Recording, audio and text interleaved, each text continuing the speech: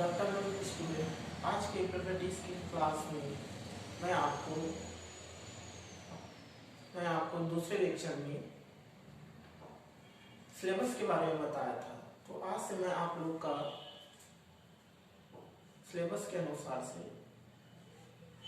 Chapter first start कर रहा हूँ, जिसमें चैप्टर फर्स्ट है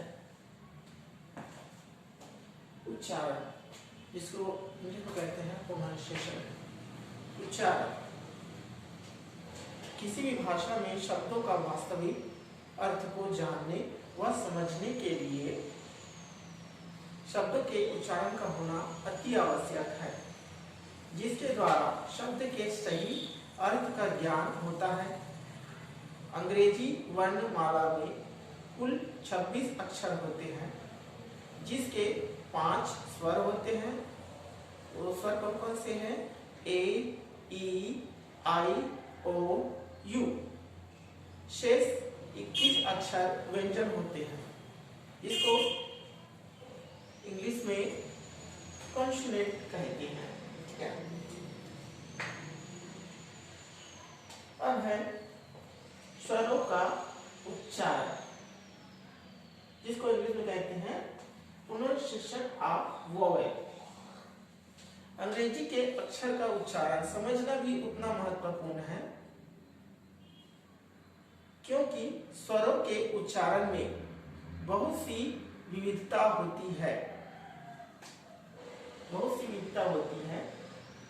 जिसके नियम है। जैसे कि ए को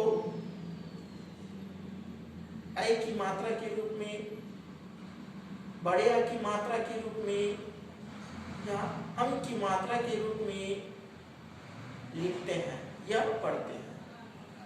फिर है ई। ई अक्षर को ए की मात्रा के रूप में या छोटी ई की मात्रा के रूप में या बड़ी ई की मात्रा के रूप में लिखते हैं या पढ़ते हैं। अगला है आई। आई अक्षर को छोटे ई या बड़े ई की मात्रा के रूप में लिखते हैं या पढ़ते हैं। अगला है ओ। ओ अक्षर को ओ के रूप में जाना जाता है, ऊ के रूप में भी पढ़ सकते हो, छोटे ऊ के रूप में भी पढ़ सकते हो, बड़े ऊ के रूप में भी पढ़ सकते हो। ठीक है। फिर आखिरी में है यू।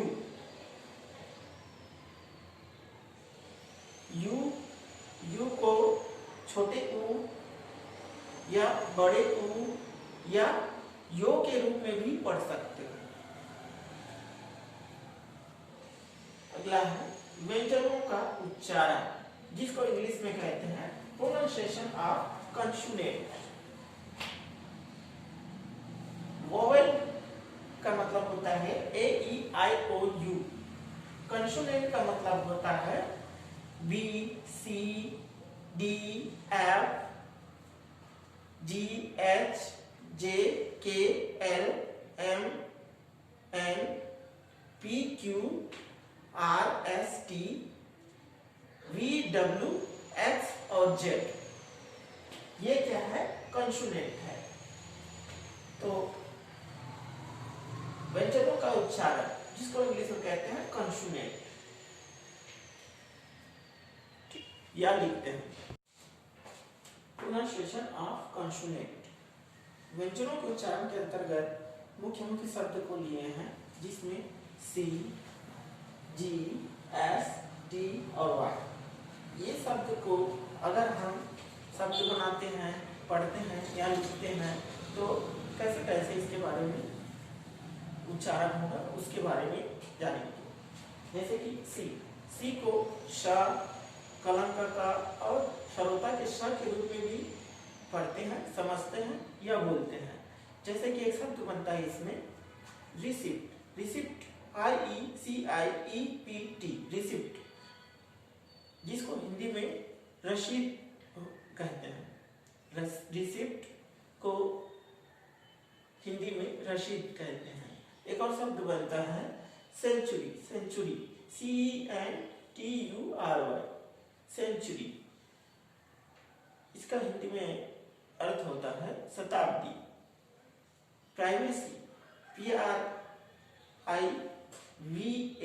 PRIVACY, प्राइवेसी, इसको हिंदी में गोपनीयता कहते हैं। इसमें जो है CY, प्राइवेसी, सी शब्द का उपयोग हो रहा है। ठीक है, अगला है जी। जी अक्षर को ग के रूप में या ज के रूप में भी बोल सकते हैं, पढ़ सकते हैं या समझ सकते हैं। तो पेज शब्द में PAGE, पेज, पेज जो है जी साइलेंट वर्ड के रूप में उपयोग है पेज। पृष्ठ, जिसको हिंदी में कहते हैं पृष्ठ। जर्म, जर्म शब्द में जी, जर्म, कीटाणु हो रहा है, हिंदी में कीटाणु। फिर है गन, बंदूक, बैग, थैला। फिर है एस, एस शब्द में ज के रूप में, श के रूप में और श्रोता के श के रूप में भी पढ़ सकते हैं, लिख सकते हैं या बोल सकते हैं। जैसे कि ट्यूब्स, ट्यूब्स शब्द में TUBES, ट्यूब्स, इसको हिंदी में नल कहते हैं। XEGGS, एक शब्द में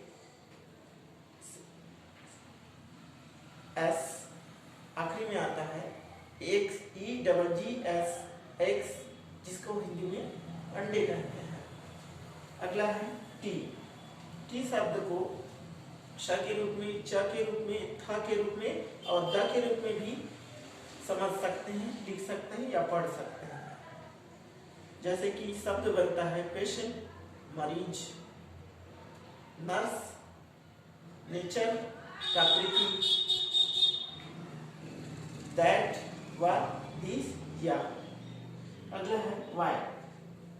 वाई अक्षर को E, I या ई के रूप में भी पढ़ सकते हैं, लिख सकते हैं या बोल सकते हैं।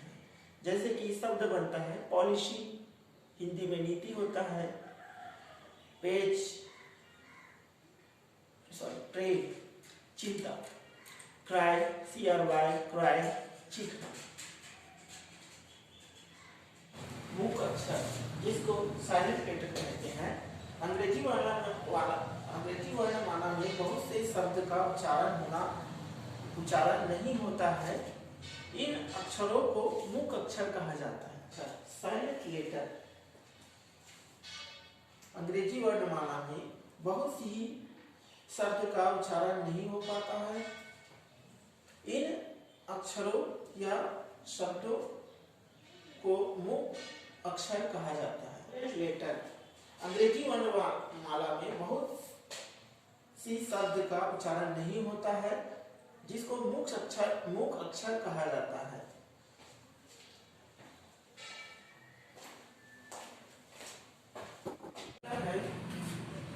शब्दों का उच्चारण, जिसको एक्यूएशन कहते हैं।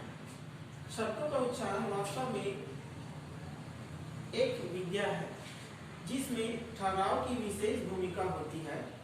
सामान्यतः शब्दों के संदर्भ में यह भूमिका और भी महत्वपूर्ण हो जाती है। यह अत्यंत सरल एवं महत्वपूर्ण प्रक्रिया होती है। उम्मीद करता हूँ कि